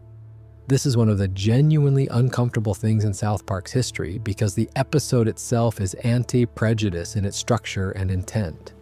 The joke is on Cartman. The episode treats Cartman's invented hierarchy as ridiculous. But the mechanism of the joke, taking a real minority group, assigning them a stigma with pseudoscientific language, spreading that stigma through a child's social network, can apparently function as a script for actual prejudice even when the episode is satirizing the script. The people picking up Kick a Ginger Day weren't reading the satirical frame. They were just absorbing the content. Parker and Stone addressed this at various points. Their position, consistent with everything else they've said about the show's content, was that the episode was clear about what it was doing and that the responsibility for how some viewers interpreted it lay with those viewers rather than with the show. This is an argument that has real force. You cannot make satire responsible for all its bad faith readings. But it also sits uneasily next to the actual documented harm. Children were hurt. The specific language of the harm came from a specific South Park episode. The follow-up episode, Le Petit Tourette, from season 11, is about Cartman exploiting Tourette's syndrome for social advantage. Another case where the satire is clearly aimed at Cartman's manipulativeness rather than at people with Tourette's. It generated complaints from Tourette's advocacy groups who were concerned about the normalization of using the condition's symptoms as comedy material, regardless of the episode's stated satirical target. These two episodes together illustrate a real tension in South Park's approach that doesn't have a clean resolution. The show operates at the level of satirical intent. What is the episode saying? What is the target of the joke? Who is being mocked? But content doesn't only function at the level of intent. It also functions at the level of what people extract from it. And the things people extracted from ginger kids and took into school hallways were not the satirical frame. They were the language, the logic of hierarchy, the permission to single out a group. Parker and Stone have never suggested the show should be more careful to prevent this kind of extraction. Their consistent position is that comedy operates through the full complexity of its context, and that stripping out the context to apply the surface content to real-world situations is not something the show is responsible for. There's something philosophically defensible about that position. There's also something slightly evasive about it when specific children reported being physically kicked. I don't want to overstate this. South Park has not produced at any scale the kind of motivated real-world harm that you'd associate with genuinely dangerous content. The Kick a Ginger Day phenomenon was unpleasant but limited. The bullying it produced was real but not catastrophic. It's a different order of consequence from the things we've been talking about in the previous sections. But it's worth mentioning because it represents a category of controversy that the others don't. Not institutional outrage or political pressure or legal action, but the actual, documented, kid-level social consequences of certain episode premises escaping their satirical context and operating in the world as raw material for cruelty. The show hasn't ever seemed particularly troubled by this. The Ginger mythology has returned in later episodes, including a Season 9 finale that revisits Cartman's relationship with the community he briefly led. The mythology is part of the show's ongoing world building, which is fine and in many respects the right creative choice. You don't let a bad faith reading colonize your creative decisions. But the Kick a Ginger Day thing sits in a slightly uncomfortable corner of the show's history, where the satirical intent and the real-world application pulled in completely opposite directions. Now, talking a bit about a single episode, because I think it deserves its own space, and it's one of the most discussed individual half hours in the show's run. Season 5, Episode 4, 2001, Scott Tenorman Must Die. The premise begins simply enough. Cartman is conned by a 9th grader called Scott Tenorman into buying pubic hair, which Scott convinces him will help him reach puberty. When Cartman realizes he's been tricked, he sets out to get revenge. What follows is an escalation of plans and counterplans that runs through most of the episode, with Cartman's various schemes being outmaneuvered by Scott at every turn. By the end of the episode, Cartman has assembled a chili cook-off, invited Radiohead to perform at it, and serves Scott a bowl of chili in which the main ingredient is Scott's own parents, who Cartman has had killed and processed. Scott Tenorman eats the chili. He discovers what's in it. He cries. Radiohead watches him cry and tells him he's a crybaby. Cartman licks the tears from Scott's face and announces that they are the sweetest thing he has ever tasted. The episode currently holds the highest user rating on IMDb of any South Park episode, a 9.6 out of 10. It is by that metric the most well-regarded episode the show has ever produced. I find this genuinely fascinating, not because of the content itself, though the content is extraordinary, but because of what it says about what the audience values in the show. The most loved episode in South Park's history is one in which the main character orchestrates the murder and cooking of two people to serve to their child as revenge for a minor social humiliation. There is no moral corrective. Cartman wins, completely. The episode ends with Cartman triumphant and completely unpunished. Parker has said in various interviews that Scott Tenorman Must Die was the episode that crystallized Cartman's character for them. Before it, Cartman was the fat kid, selfish and loud and often the butt of jokes. After it, Cartman was something else. He was a villain, a genuine one, not a comedic incompetent, but someone capable of long-form, strategic cruelty with real consequences. The episode changed what the show understood itself to be doing with that character. And that change had consequences for everything that came after. Cartman in the post-Scott Tenorman seasons became one of the more genuinely interesting character studies in television comedy. Not because the show makes him sympathetic, but because it allows him to be genuinely evil in ways that the show never quite steps back from. He manipulates people. He causes real harm. He occasionally expresses what looks like emotion and then turns out to be performance. He has moments that appear to be growth and then revert. He is, by the standards of a cartoon comedy aimed at adults, a surprisingly complex figure. The controversy around Scott Tenorman Must Die was muted compared to the show's other landmarks, which is interesting in itself. The episode didn't cause organized complaints or network anxiety or political statements. It caused something quieter, a kind of collective held breath, followed by a recognition that the show had done something genuinely transgressive in a way that was hard to complain about officially, because the transgression was internal and structural rather than explicit. Two people are murdered and cooked. We don't see the murders, we don't really see the cooking. We see Cartman winning, and somehow the restraint in what's shown makes it darker than if they'd shown everything. The episode has been written about extensively by television critics and academics.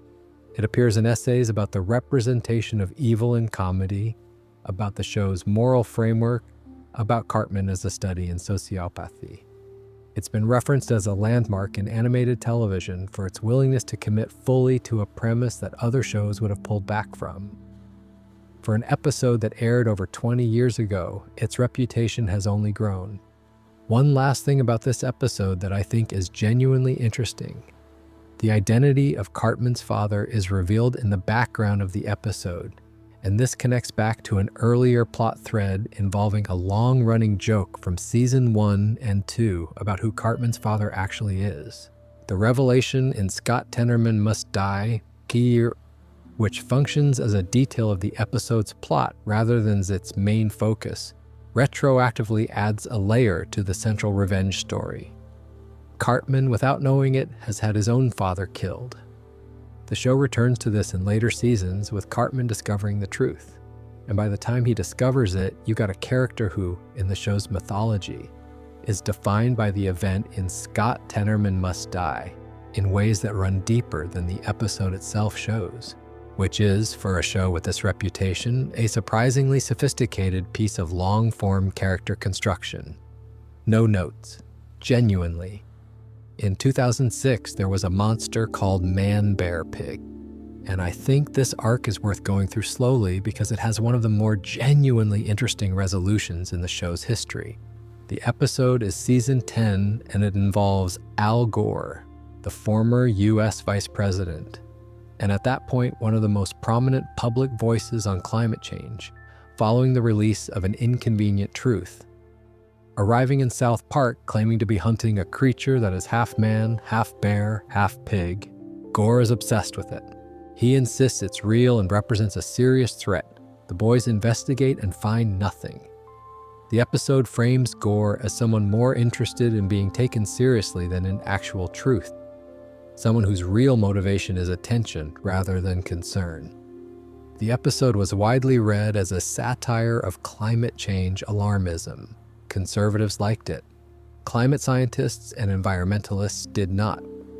The criticism was that the episode was treating a genuine scientific consensus as if it were equivalent to Gore's self-promotional tendencies, which was either a smart satirical move or a false equivalence that lent comfort to denial, depending on your view of what comedy is allowed to do with scientific consensus. Parker and Stone largely deflected commentary on the episode at the time. They maintained, as they usually do, that the target of the satire was Gore's behavior rather than the scientific question itself. ManBearPig was a stand-in for Gore's self-importance, they suggested, not for climate change.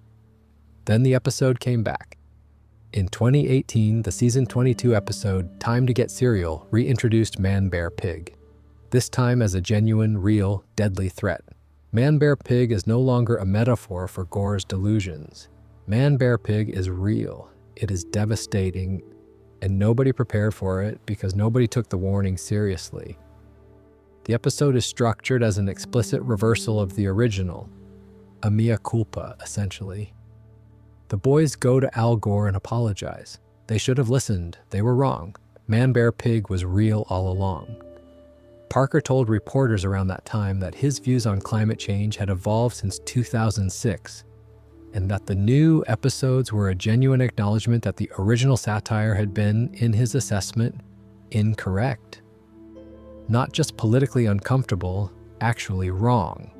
The science had become clearer and more urgent, and the show chose to say so in the most direct way it could, by bringing back the original joke and inverting it. This is, as far as I can find, fairly unusual in satire.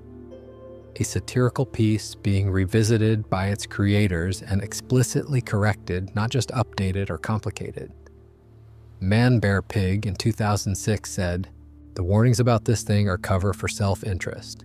Time to Get Cereal in 2018 said, "No, we were wrong. The warnings were real. It's a public change of position made through the medium of a cartoon about children."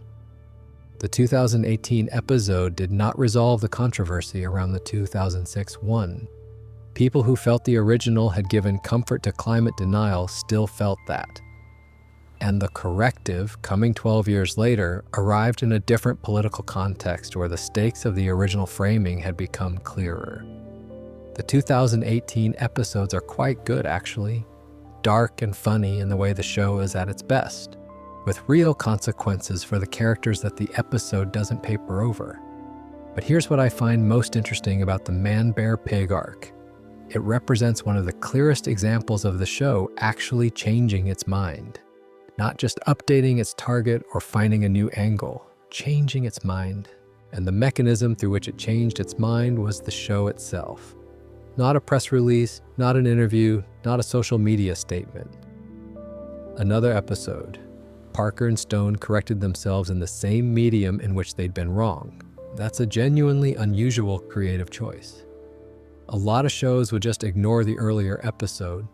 A lot of creators would simply move on. The choice to come back to a specific piece of satire and say, in the language of satire, we got that one wrong, is, to my mind, more interesting than either the original episode or the criticism of it. Whether it's enough, whether 12 years of a widely watched episode that many people read as climate skepticism can be corrected by subsequent episodes, is a different question. Cultural objects have longer lives than their corrections. The 2006 ManBearPig is probably more watched and more remembered than the 2018 response. That's just how it tends to work. The original lands, the correction is smaller, But the correction is there, and the show made it. Al Gore's response to all of this, including the later episodes where his character is vindicated, has been relatively warm. He's indicated in public appearances that he's amused by the show's relationship with his likeness, which includes a recurring joke about him being serial, a mishearing of serious that becomes, across various episodes, his character's earnest word for how important he thinks something is. For a figure who was the target of fairly sustained ridicule across multiple episodes, Gore seems to have made a reasonable peace with the whole thing, which is probably the wise approach to being parodied by South Park. Resistance is usually less effective than either ignoring it or finding something to laugh at in it. There is an episode in season 15 of South Park that did something I've never seen another long-running television show do while still in production. It felt like an ending, not a finale, not a series is canceled send-off. Just an episode that, while the show was still going strong and had no announced plans to stop, felt like a creator's genuine acknowledgement that they might be tired. That the things they'd built this show on, the irreverence, the energy, the sustained conviction that anything could be made funny, might have started to feel hollow to them from the inside. The episode is You're Getting Old, the mid-season finale of season 15, which aired in June of 2011. Stan Marsh turns 10 years old and experiences a shift in perception. Everything begins to sound and look like literal feces to him.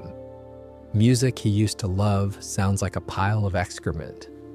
Films he used to enjoy look like excrement. Everything popular culture is offering him now registers as something worse than worthless. He goes to a doctor, he's diagnosed with cynicism.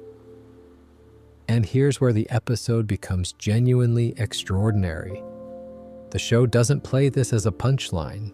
Stan's cynicism is treated seriously.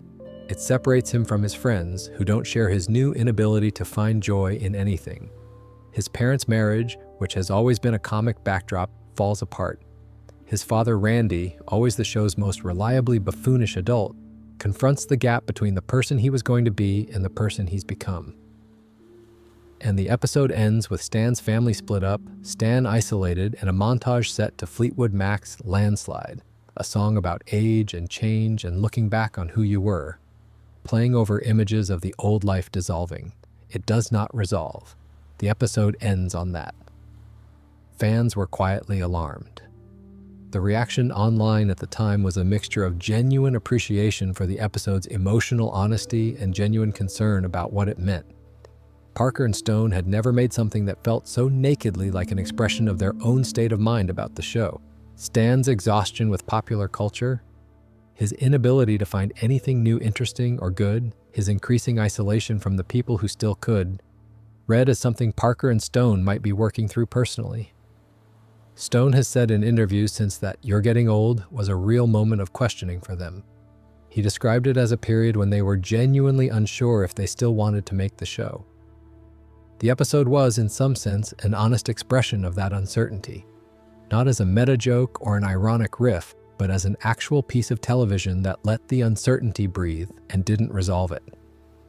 The show returned for the second half of season 15 and Asperger's. The follow-up episode resolved Stan's cynicism in the way South Park usually resolves things, not by curing it, but by finding a coping mechanism. Stan starts putting vodka in his children's drinks bottle to get through the day, which is either a recovery or a different kind of problem, and the episode is clear enough that it's a different kind of problem, even as it moves the narrative forward. But You're Getting Old sits in the catalog differently from almost everything else the show has produced. It's the episode that dropped the performance. Usually South Park's self-awareness is a tool. It uses its knowledge that it's a television show as a source of jokes and commentary. In You're Getting Old, it felt like the self-awareness had turned into something more like self-examination.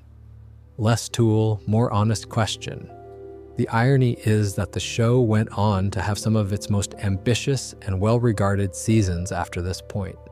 Seasons 18 and 19, with their serialized storylines and their engagement with social media and political culture, are widely considered among the show's best work by a significant portion of the fan base, So whatever Parker and Stone were working through in 2011, they worked through it and came out the other side with something new. But I've always thought You're Getting Old is worth sitting with on its own terms because it's one of the rarest things a long-running show can produce. An episode that doesn't pretend, that lets the fatigue show, that treats the audience as people who can handle the creators being honest about what it feels like to make this thing year after year. Most shows never do this.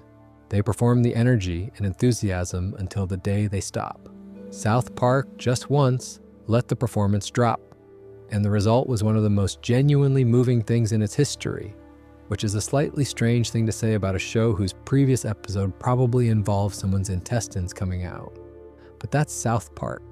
The surprising emotional sincerity arrives without warning and lands harder because of everything around it. India banned South Park in 2010. Not specific episodes, the entire show.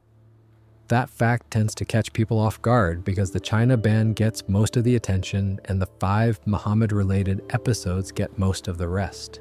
But there's a broader geography of where the show has and hasn't been allowed to exist that's worth spending some time with, because the shape of it tells you something about how differently societies calibrate their tolerance for the specific kinds of content South Park produces. The Indian Ministry of Broadcasting issued its ban citing extreme vulgarity as the basis for the decision.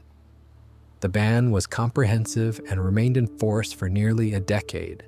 South Park was simply unavailable in India through any official channel from 2010 onward, which is a different category of response from anything else we've talked about tonight. China removed the show in response to a specific episode and a specific political insult. India's ban was on the totality of the content, because the totality was judged to be too vulgar for broadcast. The ban was eventually lifted when Netflix India acquired streaming rights in 2019, making the show available there with an 18+ rating. So after 9 years of official unavailability, South Park arrived in India through a streaming platform on a content rating that essentially matched the show's actual intended audience. Which is how it probably should have been from the beginning, though that's easy to say from outside the specific regulatory and cultural context that produced the original decision. Australia has a complicated relationship with the show that doesn't quite add up to a ban, but involves a recurring pattern of content complaints and regulatory interventions.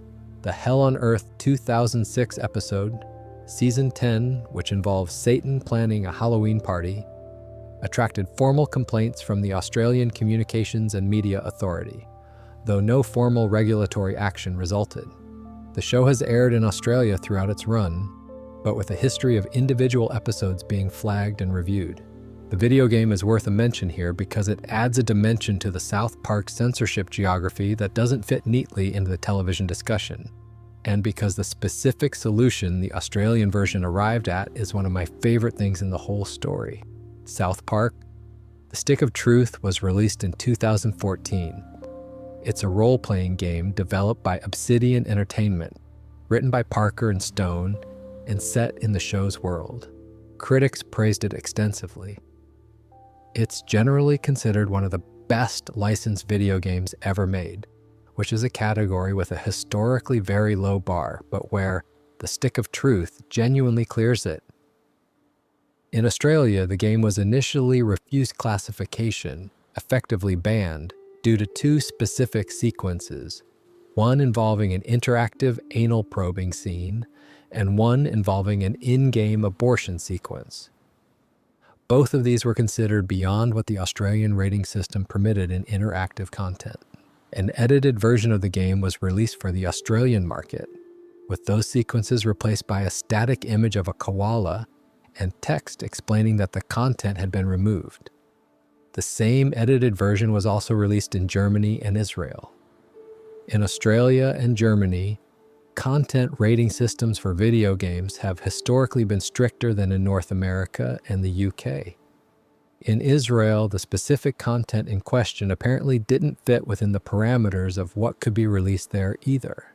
So the complete version of The Stick of Truth exists, and then there is the version with a koala where the controversial sequences were, which is, as a solution to the censorship problem, essentially perfect in its absurdity.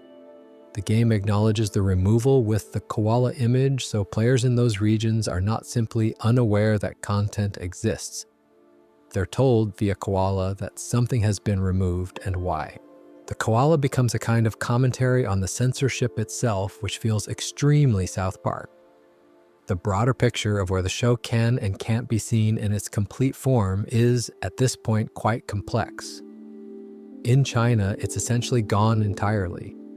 In India, it was gone for nearly a decade and now exists behind an age gate. In Australia, the TV show airs, but individual episodes have been challenged and the video game had to be altered for release. 5 specific episodes are unavailable worldwide on official platforms due to the Mohammed censorship regardless of country. Various other episodes have been pulled and restored in various markets for various reasons over the years. What this geography tells you is something about how differently societies calibrate their tolerance for the specific kinds of content South Park produces. The show is consistently too much, but consistently too much in different ways depending on where you're standing. Too politically provocative for China, too vulgar for India initially, too explicit in its interactive content for Australia, too religiously sensitive for the Muhammad question everywhere. Each boundary is different, each enforcement mechanism is different, and the show keeps operating in the spaces between them, available in most places, absent in a few, and almost entirely intact in the markets where the creators have the most control. The 6-day production cycle plays a part in all of this. Because the show is produced so fast, episodes written, animated, and broadcast in less than a week, the censorship and regulatory frameworks that usually govern content have a hard time catching up. By the time a formal complaint has been reviewed and a decision made, the next episode is already out. The show lives partly in the gap between the speed of its production and the speed of institutional response. That's probably not an accident. And now let's talk about something that is, in many ways, the most unexpected development in Parker and Stone's entire career. Because in between running one of the most controversial television shows in American history, they wrote a Broadway musical, and it won 9 Tony Awards. The Book of Mormon opened on Broadway in March of 2011, and its success is one of the most remarkable things in recent American theater history. Not just because of the Tony Awards, 9 of them, including Best Musical, which is the top prize, but because of the source. Parker and Stone had built their entire reputation on a kind of irreverence that the American theatrical establishment tends to view with at least some suspicion. Broadway audiences are not, as a rule, the same demographic that the South Park comment section consists of. The show is about 2 young Mormon missionaries sent to Uganda. One is earnest and idealistic, the other is worldly and self-serving. The country they're sent to is dealing with a brutal warlord. The missionaries have religious conviction and absolutely no relevant practical knowledge. The collision between their beliefs and the reality they encounter is the engine of the story. It is, by the standards of the musical theater form, quite unusual content. There is explicit language. There are jokes about religion that are, by musical theater norms, extremely direct. There are moments of genuine darkness alongside the comedy. And there is, underneath all of it, a kind of warmth, a genuine affection for its characters, including the Mormon missionaries, including the Ugandan characters, including the belief system being satirized. This is the quality that Parker and Stone have always had at their best, and it's one that gets lost in the controversy around their more inflammatory material. When they're working at a level of genuine craft, their irreverence isn't contemptuous. It's curious, it examines things closely, precisely because it takes them seriously enough to look. The Book of Mormon examines Mormon theology with more genuine engagement than most dramatic works that handle religion as a subject. It doesn't endorse the theology, but it understands it, and it understands why it matters to the people who hold it. The Church of Jesus Christ of Latter-day Saints, the actual Mormon church, responded to the musical with something between equanimity and mild amusement. Their official response was essentially that the musical was entertaining, but that if people wanted to learn more about the actual church, pamphlets were available. which is as a PR response to a Broadway musical that makes fairly extensive fun of your founding theology, an impressive piece of controlled equanimity. The show's success on Broadway led to touring productions and a West End run in London, where it also did very well.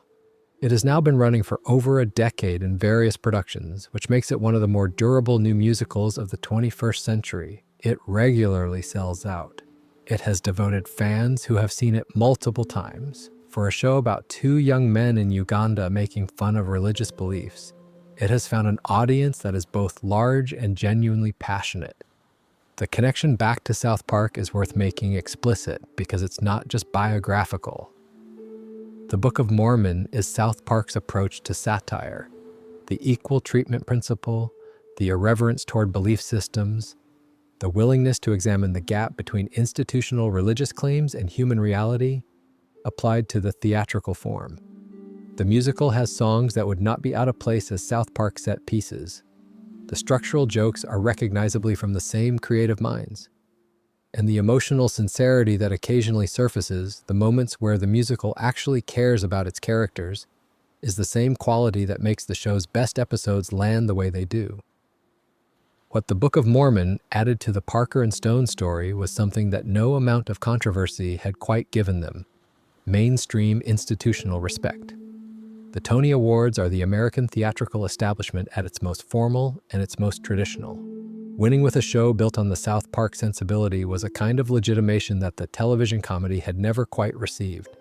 The Emmys had nominated episodes, critics had praised the show over the years, but a Tony for Best Musical is a different category of recognition entirely. It also, practically speaking, made it harder for people who were critical of South Park to maintain that Parker and Stone were simply provocateurs without artistic substance. The musical is substantial. It's well made.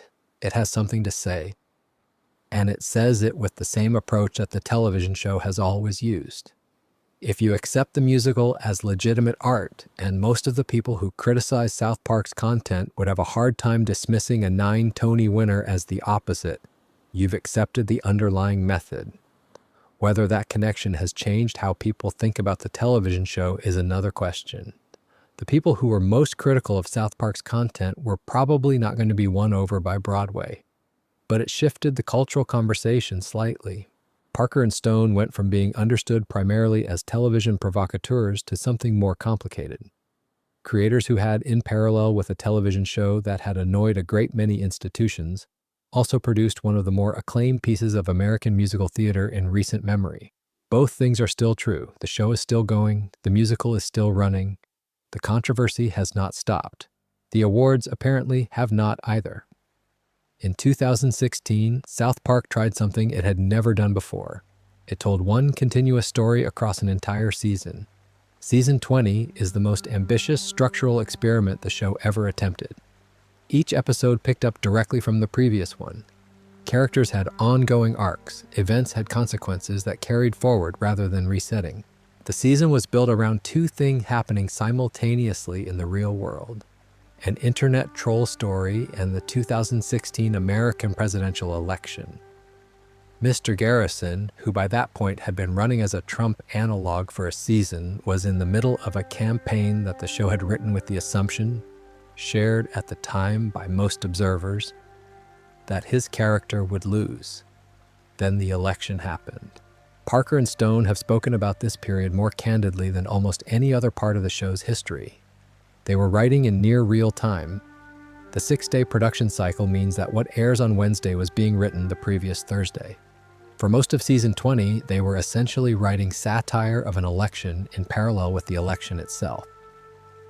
And then the outcome they'd written their fictional version of the campaign around, the Garrison Trump character's improbable ascent followed by defeat, ceased to match reality. Parker in particular has described season 20 as a creative failure. Not a failure by the standards of viewership or critical reception. The season did well on both counts, but a failure in the sense that the show lost its ability to be funnier than the reality it was commenting on. The real election had become, in Parker's assessment, already more extreme and more surreal than anything South Park could write. and trying to keep pace with it while telling a coherent, serialized story produced something that felt strained in ways the episodic format would have hidden. The show pulled back from strict serialization after season 20. Subsequent seasons returned to a looser format, connected season-long themes without episode-to-episode continuation requirements. The Randy Marsh Tegrity Farm storyline, which dominated seasons 21 through 23, was a good example of this looser approach, an ongoing arc that didn't demand you watch in order, with episodes that could largely stand alone even when they were building on a longer story. What season 20 exposed was a real limitation in the show's format. South Park's speed, the thing that makes it uniquely able to respond to current events in near real time, is also what makes it hard to sustain a continuous story. A serialized narrative requires planning. It requires knowing where you're going before you get there. South Park has always worked by reacting rather than planning, and the collision between those two things in season 20 produced some genuinely interesting individual episodes, and a season that didn't entirely hold together. The controversy around season 20 is quieter than the controversies in other sections of this script, because it wasn't about a specific episode or a specific external party getting offended. It was about the show running into the limits of its own form. In a year where political reality was genuinely outpacing comedy's ability to satirize it, South Park's characteristic tool, the satirical exaggeration, the absurdist extreme, kept finding that the actual version was already more extreme than the version they'd imagined. That's a strange kind of defeat. Not being silenced by a ban or a threat or illegal action, but finding that the target of your satire has become unsatirizable because it's already doing more than satire would dare. Parker and Stone came out of season 20 with a more cautious approach to both serialization and to directly mirroring real political events. The Garrison character gradually faded from prominence. The show moved toward Randy as the primary focus. The topical commentary continued, but the satirical mirror was held at a slightly greater angle from reality. There's an argument that this represents a creative maturation of sorts, a recognition that the show works best when it's not just reflecting the news cycle, but finding something slightly adjacent to it, something that lets the satirical tools do work they couldn't do on the thing itself. Season 19, which is widely considered a stronger season than 20 despite covering similarly fraught political territory, managed this. It satirized the culture around political correctness and social media rather than specific political events, which gave it enough distance to be properly funny rather than just reactive. The lesson from season 20, if there is one, might be simply this. The 6-day production cycle gives the show remarkable responsiveness to the world. But there are moments when the world moves fast enough that even 6 days of lag time changes the calculus. And in those moments, the show's greatest creative asset becomes something closer to a liability. Let me spend a little time on something that isn't exactly a controversy in the way the rest of tonight has been, but which is one of the show's most interesting creative developments, Kenny McCormick. Kenny is, on the surface, the simplest member of the main group. He's the poor kid. His family doesn't have money, his parents are struggling. He wears an orange parka pulled tight enough around his face that when he speaks, you can barely make out what he's saying. His dialogue is muffled to the point of near incomprehensibility, and understanding him has always been a small inside joke between the show and its most attentive viewers. For the first several seasons of the show, Kenny's defining feature was that he died. In nearly every episode, in a new way each time, struck by lightning, hit by a vehicle, crushed by something, spontaneous combustion, various animals. The cause of death changed constantly and creatively. The response was always the same, Stan saying, "Oh my God, they killed Kenny," Kyle saying, "You bastards," and then next episode Kenny being alive again with no explanation offered. It was a gag, a reliable, structurally simple running joke that the show committed to for years. And then, gradually, the show started doing something more complicated with it. Season 14 introduced a character called Mysterian, a superhero with a genuinely mysterious power. As the season's superhero storyline unfolded, the reveal came. Mysterian was Kenny, and Kenny's power was that he couldn't die, not as a gag, within the story, genuinely and permanently unable to die. He dies, and then he wakes up in his bed, alive. Nobody remembers it happened. Nobody ever remembers. He carries the memory of every death he's experienced alone, because the reset erases everyone else's awareness of it. The show gave this a mythology. Kenny's condition is linked to a cult, the cult of a Cthulhu, from the H.P. Lovecraft horror tradition that his parents attended years ago. They joined for free beer. That's the reason. Kenny's parents condemned their son to an eternity of dying and being reborn because a cult was offering complimentary alcohol, and they thought that sounded nice. Kenny has been paying for that decision ever since. The Mysterian episodes are genuinely dark, in a way that South Park's darkness doesn't always manage to be. When Kenny explains his situation to his friends, demonstrating it by shooting himself in front of them and watching them forget about it the next day, the emotional weight of his isolation is real. He's not suffering from the dying exactly. He's suffering from the loneliness of it. The dying happens and then it's over. The forgetting goes on. What I find genuinely interesting about this, and the reason I wanted to spend some time with it tonight, is what it does retroactively to every earlier Kenny death. Once you know the mythology, all those gag deaths in the early seasons carry something else alongside the joke. Kenny experienced those. He came back from everyone. He was 9 years old and dying in new creative ways nearly every episode of the first few seasons, and the show treated it purely as comedy because the mythology didn't exist yet. And then the mythology arrived and recontextualized all of it. That's a rare thing in television. It doesn't happen often that a show can look back at its own history, at something that was purely comedic, and quietly install a layer of meaning underneath it without changing anything that came before. The early deaths are still funny, they're still gags, but they're also now something else if you know what you know. The show has been careful in the years since the Mysterian reveal with how it uses Kenny's deaths. They still happen, he's still died since season 14. But the frequency has changed, and the tone of the episodes around his deaths has shifted enough that you feel the weight differently. The joke remains, the mythology sits beneath it. There's a moment near the end of the Mysterian storyline where Kenny, exhausted, shoots himself one more time. His friends are horrified all over again. They'll forget by morning, they always do. And across town, his mother wakes up screaming, and in the next shot, she's placing a newborn baby in a tiny orange parka into a crib. She turns to her husband and says with genuine sadness, "We never should have gone to that stupid cult meeting." The line is funny. It is also, depending on how you receive it, quite something else. The reason Kenny is because his parents wanted free beer. The reason he's been dying since 1997, week after week, is because of a free beer-motivated cult membership decision that his parents made before he was born. That's the cosmic horror at the heart of South Park's most recurring gag. Not a grand philosophical tragedy, just bad parental judgment and complimentary drinks, which is, I think, the most South Park thing in the whole South Park universe.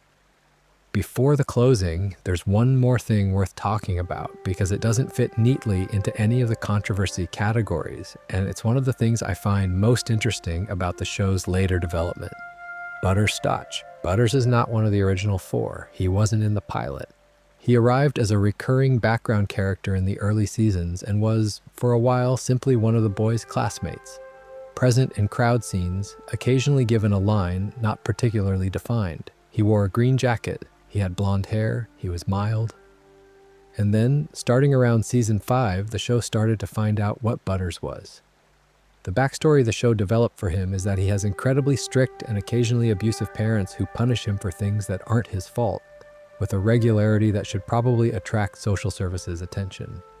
He is grounded constantly. His punishments are disproportionate in the way that a certain kind of 1950s parenting manual might recommend if that parenting manual had been written by someone with genuinely bad judgment. He is, in the context of the show's world, a child being systematically failed by the adults responsible for him. He is also the sweetest character in the show's main cast, maybe the sweetest character in the show at all. He is earnest to a degree that goes beyond naivety into something almost philosophical. He is genuinely kind. He wants things to work out. He believes in people in a way that the cynical, self-interested world around him consistently fails to reward. He is the character who, despite everything that happens to him and everything that the show's world does to people like him, keeps showing up with something like hope. Cartman uses Butters constantly. This is one of the show's most reliable structural moves. Cartman has a scheme. Cartman needs a partner who is trusting enough to be deceived and loyal enough to stick around even after being deceived. Butters is always available for this role. He's always deceived. He always sticks around. He almost never holds it against Cartman for long. The reasons for this, why Butters keeps forgiving, keeps going back, keeps extending trust to someone who reliably abuses it, the show never fully explains. It's one of the things about Butters that the audience is left to fill in for themselves. What Butters represents in the show's ecosystem is something like its emotional center of gravity. In a series built on cynicism, on the premise that institutions are hypocritical and adults are stupid and self-interest drives most human behavior, Butters just keeps being sincere.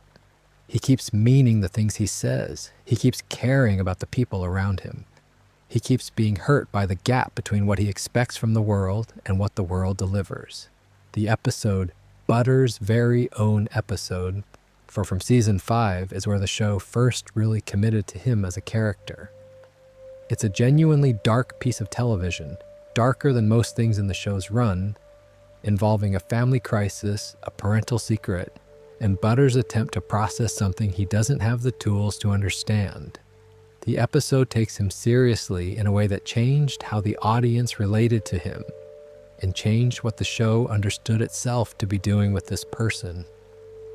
In later seasons, Butters has become, in some respects, the character Parker and Stone appear to have the most genuine affection for. He gets some of the show's best individual moments, his relationship with his own emotions. He feels things very directly and says them without the ironic distance most of the other characters use as armor. Is one of the places the show is most honest about what human feeling actually looks like. The character who is most purely good in a show about the difficulty of being good and who keeps being punished for it and who keeps coming back anyway. That's not a controversy. That's just what good character writing looks like when it arrives in an unexpected place. South Park is most often discussed in terms of what it targets and what it offends. But Butters' Stotch is a reminder that the show also knows what it loves, and that the thing it loves the most consistently is a child who is relentlessly sincere in a world that finds sincerity embarrassing. No notes. Actually, genuinely no notes. It's been a long evening. We've covered nearly 30 years of controversy, censorship, legal battles, creative decisions both good and questionable, a death threat that produced genuine police security at a network headquarters, a complete erasure from the internet of one of the world's largest countries, an Oscar nomination for a song about blaming Canada, a chef assembled from spliced archive recordings, and a running joke about a boy who keeps dying because his parents made a regrettable cult decision in exchange for free drinks. That's South Park. The show is still going. As of this recording, it has just completed its 28th season. Parker and Stone are still there, still writing, still directing most of it, still voicing the main characters, which means that two men in their mid-50s are right now in a studio in California doing the voices of 10-year-old boys in a fictional Colorado mountain town, and have been doing so without meaningful interruption since 1997. There's something almost quietly remarkable about that if you look at it sideways. Most creative partnerships don't last 5 years. Most television shows don't last 10. The longevity of South Park and of the collaboration at its center is one of those facts that doesn't get the attention it deserves because the controversies are louder. The show was built from a VHS tape copied and mailed around Hollywood by a network executive who thought it was funny. It became a pilot made with actual construction paper. It became the highest rated program on basic cable within 3 months of its premiere. It got canceled, not South Park itself, but the first animated short that led to it was never meant to be a television series at all, and then it became something that has now outlasted most of the institutions that tried to contain it. The Parents Television Council, which spent years filing formal complaints with the FCC and running advertiser campaigns against the show, filed for bankruptcy in 2025. Comedy Central is now Paramount Plus for streaming purposes. The FCC's broadcast standards, which were the backdrop for the It Hits the Fan episode and the broader language policing era of the early 2000s, look different from here than they did in 2001. Revolution Muslim, the organization that posted the warning before 201 aired, no longer exists. Zachary Chaser, who wrote the post, is currently serving a prison sentence for a separate matter, attempting to provide material support to a terrorist organization. The contexts in which these controversies happen keep changing. The controversies themselves stay frozen in the episodes they produced. The Paramount Plus deal, reported at approximately $1.5 billion, securing the show's future through at least 2030, is the most recent evidence that the formula still works commercially. Whatever you think of the show's politics, its approach to religion, its treatment of any given subject, the audience is still there. After 27 years and 28 seasons, people are still watching. Still caring enough to be offended occasionally, which is really the sincerest form of engagement. The controversies in this video span every possible kind: institutional, political, religious, legal, creative, international, personal. No two of them are really the same. The show has been banned in China and sued in California and threatened in New York and complained about in New Zealand and removed from streaming and restored to streaming and nominated for awards and denounced from pulpits. It has made enemies of governments and churches and ratings boards and fellow television creators and occasionally itself. And it has kept going through all of it. The thing I keep returning to after spending all this time with the show's history is how much of the controversy was actually about the show doing something the institutions around it weren't prepared for. Not just offensive, lots of things are offensive and attract nothing like this level of organized response, but genuinely unpredictable. The show doesn't stay in the lane people expect it to stay in. It doesn't stay on the side politically that its audience might expect. It doesn't stop when it's told to stop. It doesn't soften when it's under pressure. It corrects itself when it thinks it was wrong. And it does that in the same medium and with the same tools, rather than in a press release or an apology tour.